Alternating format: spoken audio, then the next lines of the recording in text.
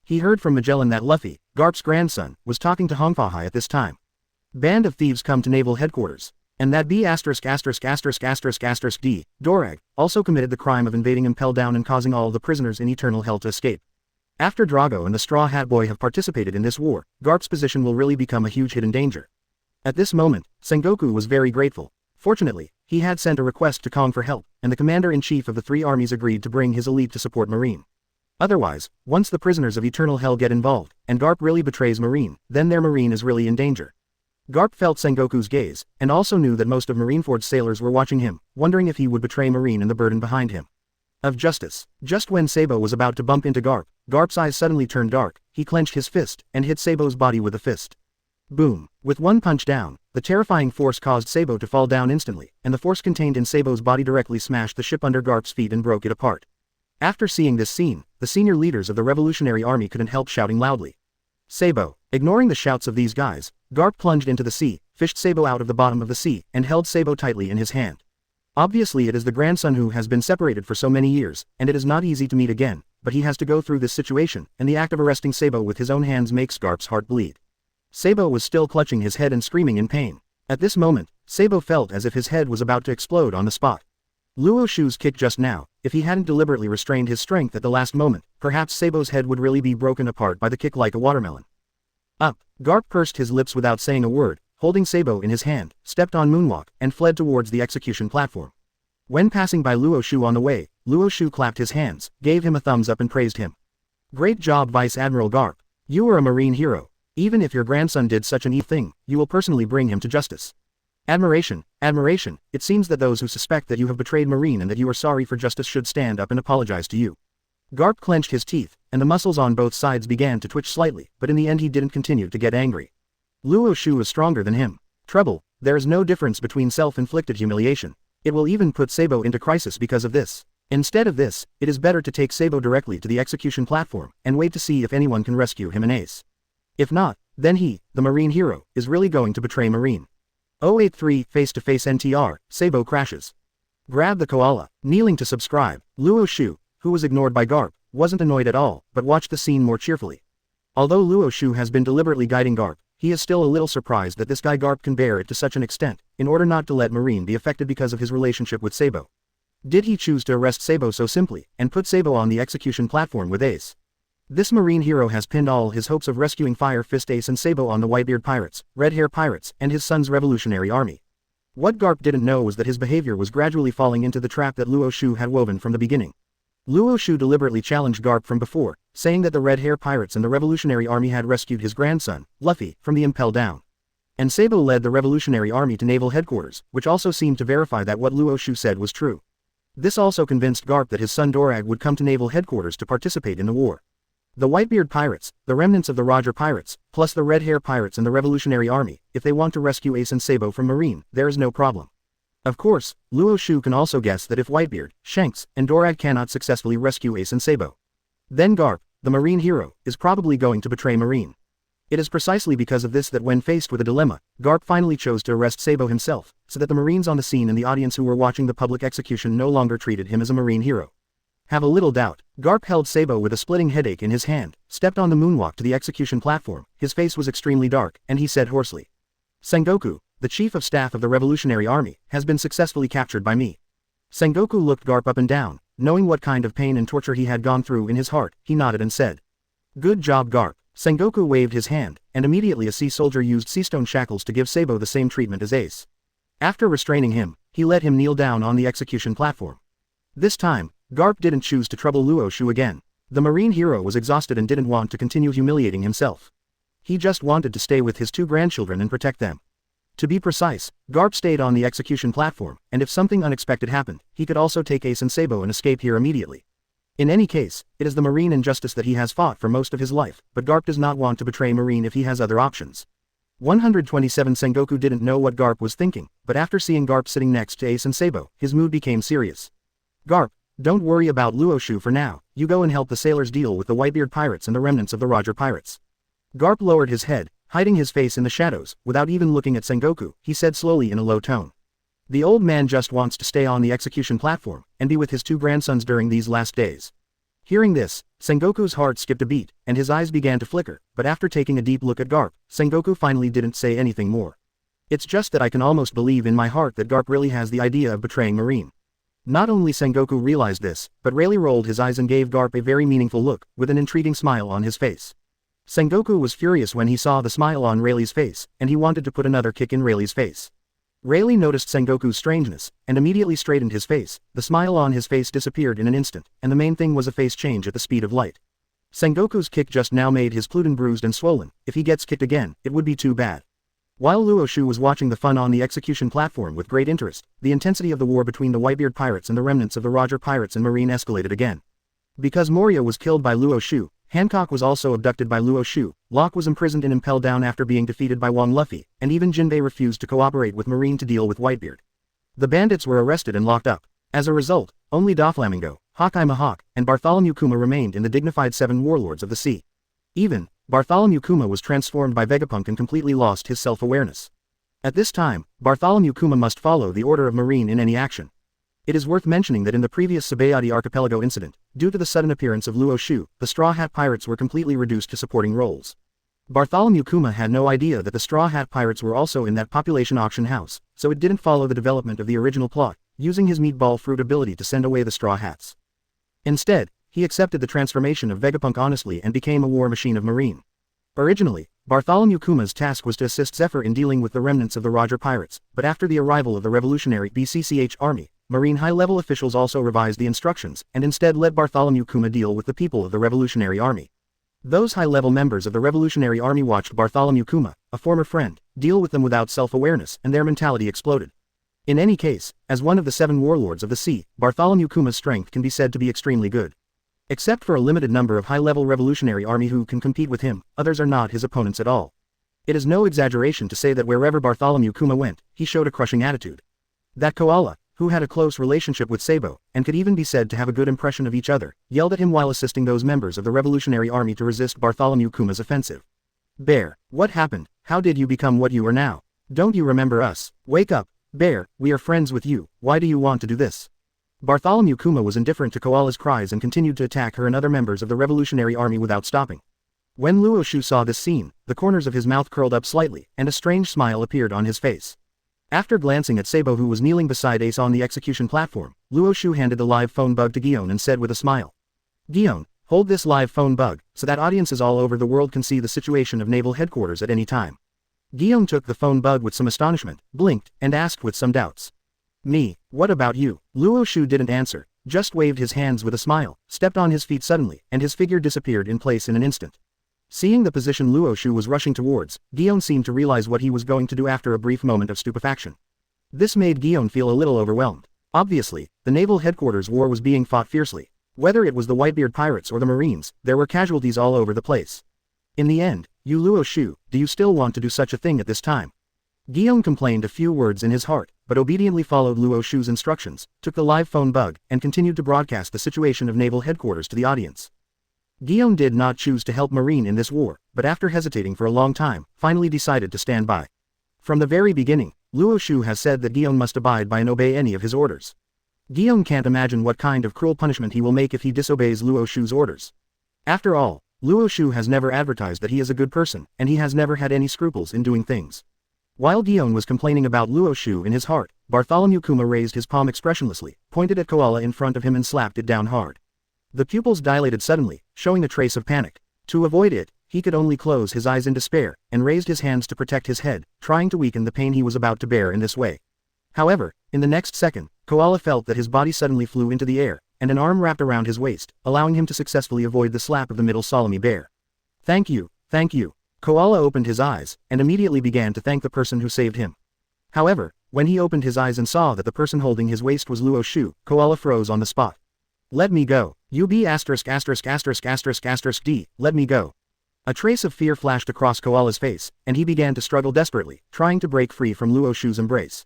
However, what made Koala angry and frightened was that the more she struggled, the tighter Luo Xiu's embrace became, and there was no possibility of breaking free from what bound her. Luo Xiu looked at Koala in his arms with a smile, and said playfully. Are you planning to use this method to thank the benefactor who saved you? Feeling Luo Xiu's eyes scanning all over his body, Koala didn't know what to do for a while, but immediately glared at Luo Xiu and growled. Don't think I don't know who you are. Do you have any good intentions? Rather than being saved by you, I'd rather be shot by a bear. The Revolutionary Army also knew the information about Luo Xiu like the back of their hands, and naturally they all knew what he had done during this period of time. Luo Xiu not only behaves badly, but also treats women badly. Madara. Whether it's Machino, Gao, Kaya, the three East Blue common people, or Vivi who was the princess of Alabasta, or Nami and Robin of the Straw Hat Pirates, and even people from the CPE organization. Plus that Princess Shirahoshi from the Fishman Island, and the elite vice admiral from naval headquarters in Momoshiki Gion, all of them were forcibly snatched away by Luo Xiu. Even Koala didn't expect that this guy would stare at him at such a time. But Koala can be sure that being targeted by Luo Xiu, a villain, is definitely not a big deal. At this moment, Bartholomew Kuma, who had completely lost his self-awareness, raised his palm and took a picture of Luo Xiu as if he didn't know Luo Xiu's strength. Luo Xiu held the famous knife Chushui in his hand, slightly parted his lips, and said in a low voice. Time stops. For a moment, Bartholomew Kuma's movements suddenly stopped in the air. Luo Xiu did not hesitate at all, and directly raised the autumn water in his hand to aim at Bartholomew Kuma's heart and caught the doctor. PFF'd. The sound of the knife tip tearing flesh sounded, and Chu Shui directly pierced the heart of the tyrant bear. But Basilo, Mickey Bear has been transformed by Vegapunk a few days ago. Things like a heart are already dispensable for Tyrant Bear at this time. Even if the heart is pierced by Luo Xiu, it will not have any effect on Bartholomew Kuma. However, after seeing this scene, the pupils of Koala, who was embraced by Luo Xiu, dilated suddenly, tears gushed out of his eyes in an instant, and he even shouted loudly. Bear. Hearing Koala's anxious and flustered shout, Luo Xiu raised the corners of his mouth, and a strange smile appeared on his face again. He pulled Chushui out of Bartholomew Kuma's heart and aimed at it. The tyrant bear in front of him waved it easily and freely. Laugh. Every time Luo Xiu's slash landed on Bartholomew Kuma's body, a huge wound would be opened on his body, revealing the organs in his body that had been replaced with steel. Exposed. Bartholomew Kuma, whose internal steel organs were destroyed, suddenly stopped his movements and stagnated in place. Even if he was no longer bound by the time fruit ability, he couldn't do anything at all. Action. With tears streaming down his face, Koala tried desperately to break free from Luo Xiu's shackles, but his actions were of no avail. In the end, under Koala's desperate gaze, Luo Xiu decisively swung the autumn water and chopped off Bartholomew Kuma's head with one knife. Boom. Seeing Bartholomew Kuma's head rolling on the ground, and that huge body crashing to the ground, Koala cried out in despair. Koala's desperate cry echoed throughout Marineford, causing most people to turn their eyes involuntarily. Even Sengoku, Garp, Rayleigh, Ace who are on the execution platform, and Sabo who has just recovered are no exception.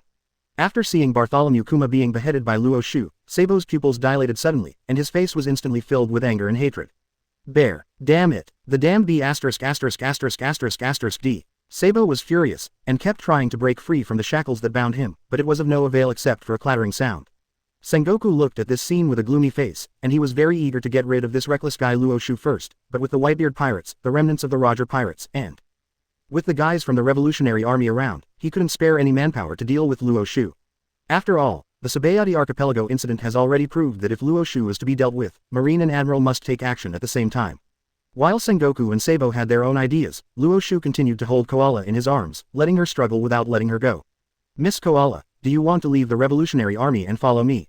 Hearing this, Koala, who was crying for the bear's death, sobbed twice, staring at Luo Xiu with eyes full of anger and hatred, and said word by word. Even if I die, I will never follow you. Not only did Luo Xiu not get angry when he heard the words, but he looked at Koala with great interest and asked back with a smile.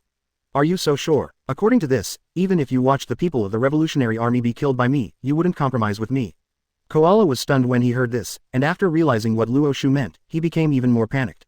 Just when she was about to say something, Luo Xiu raised the autumn water in his hand, pointed it at several members of the Revolutionary Army not far away, and chopped it down. Laugh. A slash containing incomparably terrifying power was unleashed by Luo Xiu, and it was too late for these members of the Revolutionary Army to react, and they died directly under this slash. This cruel scene not only did not affect Luo Xiu in any way, but also caused Luo Xiu to wave the autumn water, and within a few breaths, he directly killed dozens of members of the Revolutionary Army.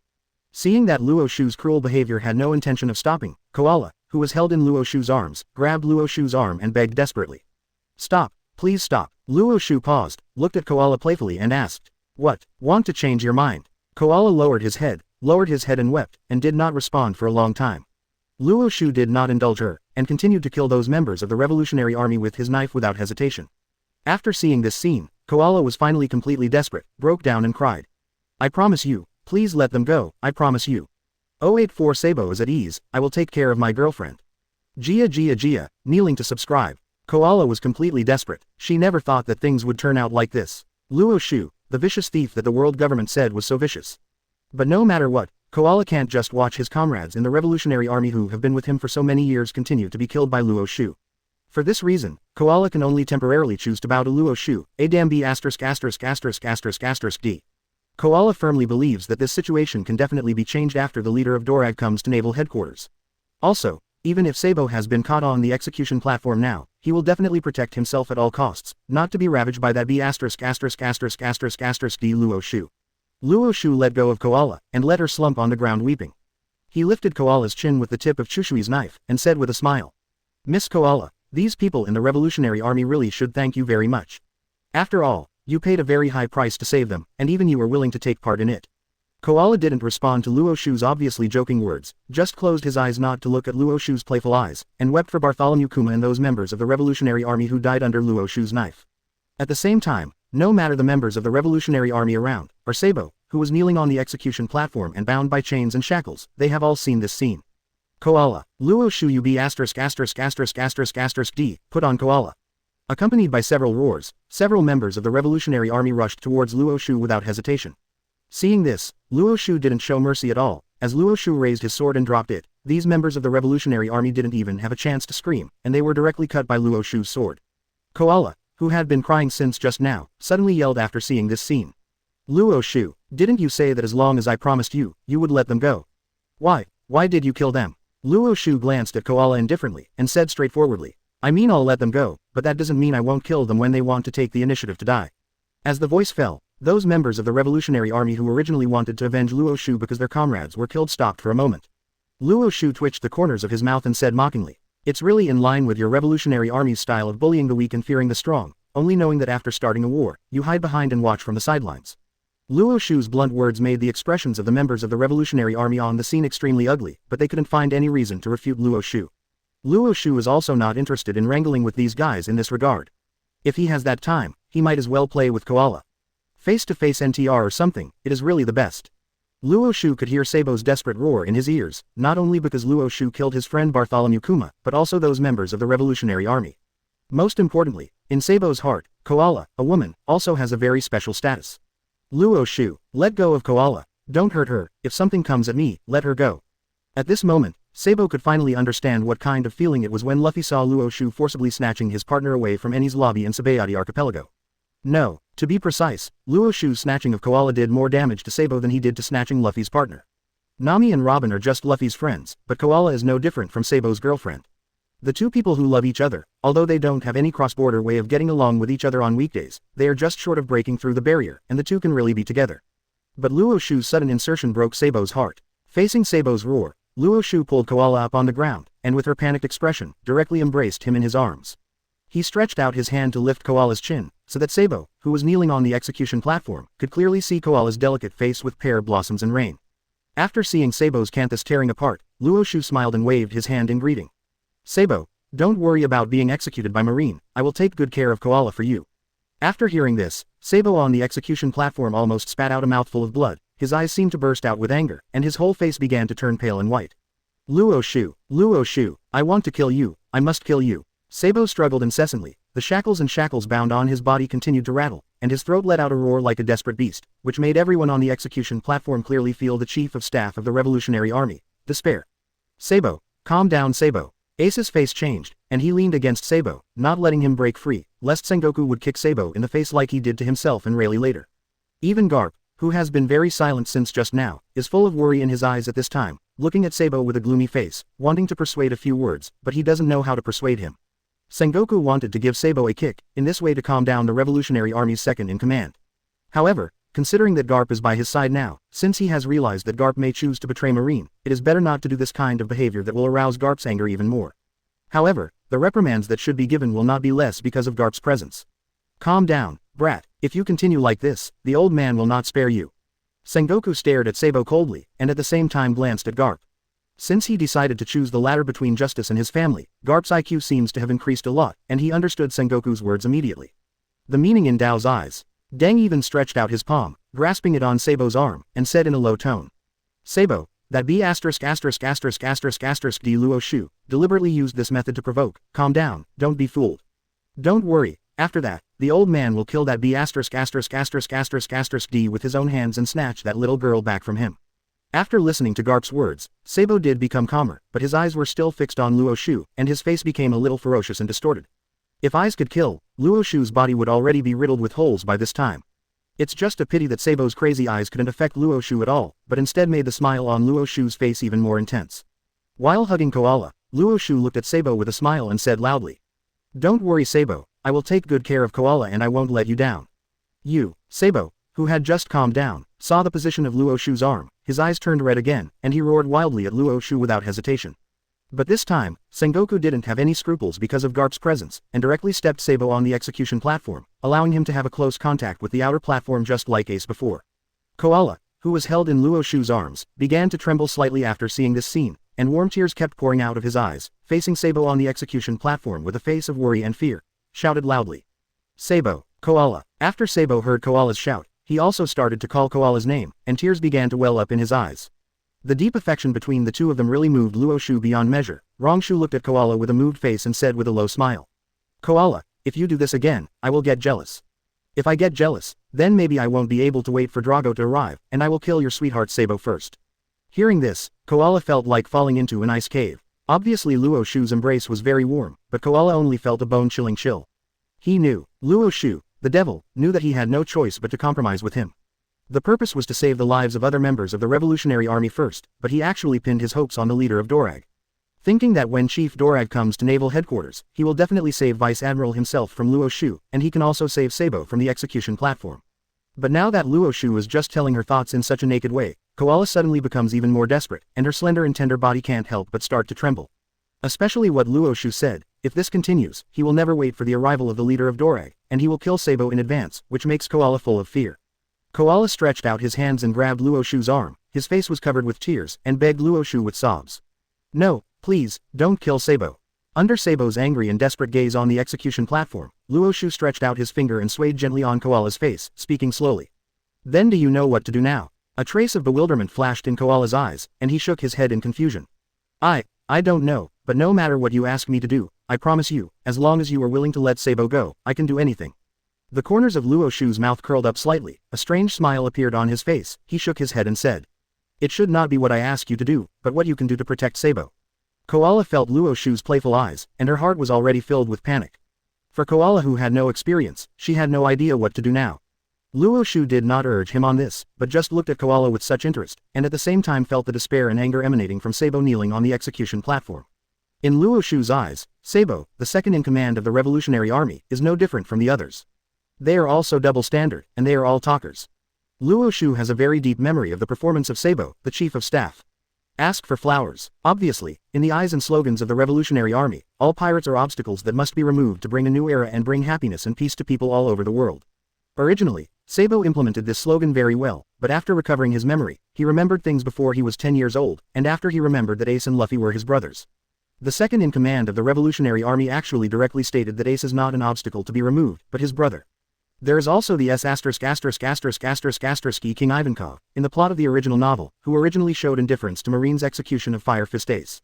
However, after mistakenly thinking that Ace and Luffy are both Dorag's sons, he decided to go with Luffy without hesitation.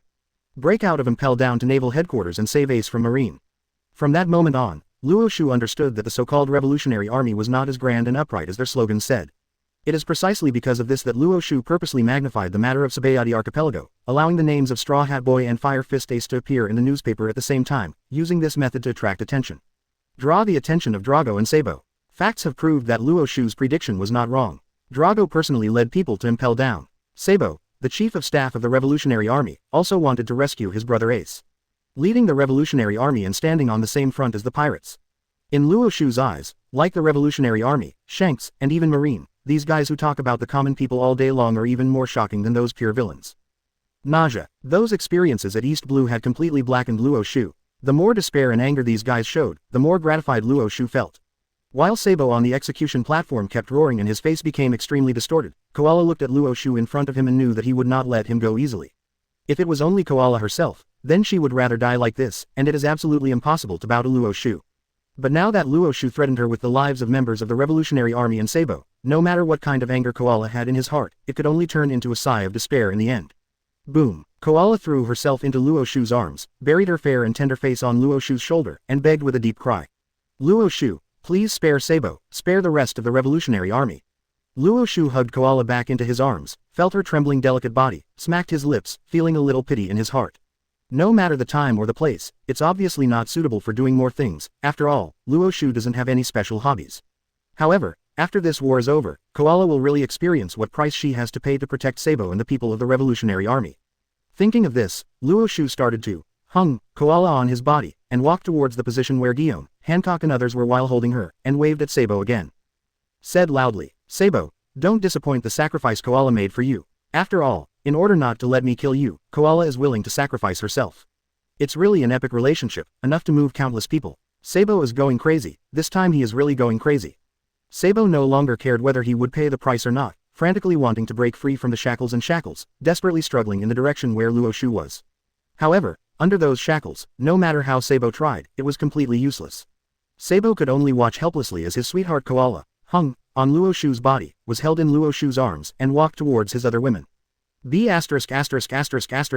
D. Stop it, let go of Koala, I want you to let go of Koala. Please. From the initial scolding to the final begging, Sabo's heart was already full of despair, and the tears welling up in his eyes were even mixed with a few streaks of blood. Seeing this situation, Garp on the side clenched his fists, the muscles on both sides of his mouth began to vibrate slightly due to his clenched teeth, the pulsating eyebrows, and the sharp forehead on his forehead. The blue veins that swelled all showed what kind of destruction was in Garp's heart. When he was at Enies' lobby before, Garp saw with his own eyes how Luo Xiu snatched his grandson Luffy's partner, and now he is watching Sabo's sweetheart being taken away by Luo Xiu again. The damn B***** D